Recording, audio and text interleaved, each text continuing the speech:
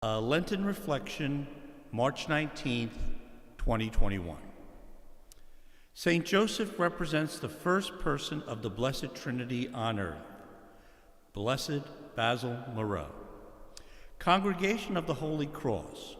Born in France on February 11, 1799, Basil Moreau was ordained in 1821.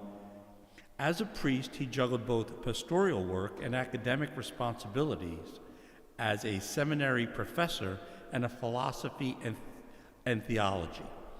The French Revolution, May 5, 1789 to November 9, 1799, had devastated the Catholic Church with nearly two-thirds of the country's priests and religious exiled or killed. Most of the people outside of the cities were poorly catechized and had little access to the sacraments. In response to this need, Father Moreau organized auxiliary priests to go out and preach in towns and villages.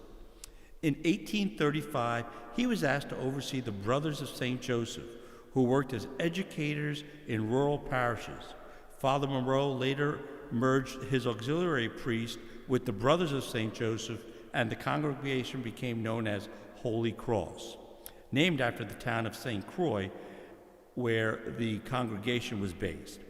He also founded the Marianites, a religious congregation for women, in 1857. The Vatican approved the constitution of the Congregation of the Holy Cross. Father Moreau died January 20th, 1873. He was beatified on the Feast of Our Lady of Sorrows, September 15th, 2007.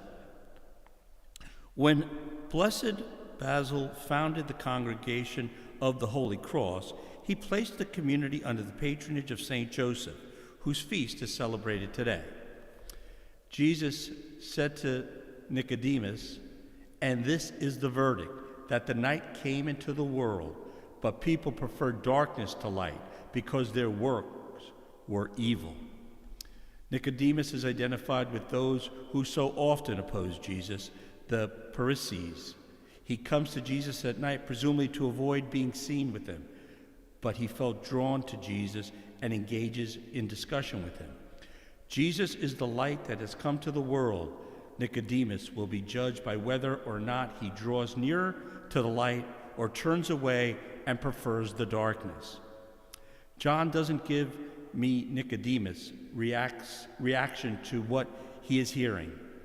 However, I do find that Nicodemus has changed when he plays his part in the burial of Jesus in chapter 19 of John's Gospel. In the course of this chapter in John's Gospel, Nicodemus gradually fades from the scene as Jesus reflects on the meaning of his coming into the world.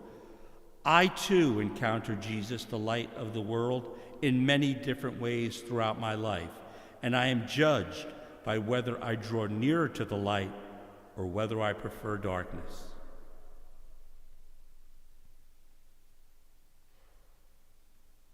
Spend some time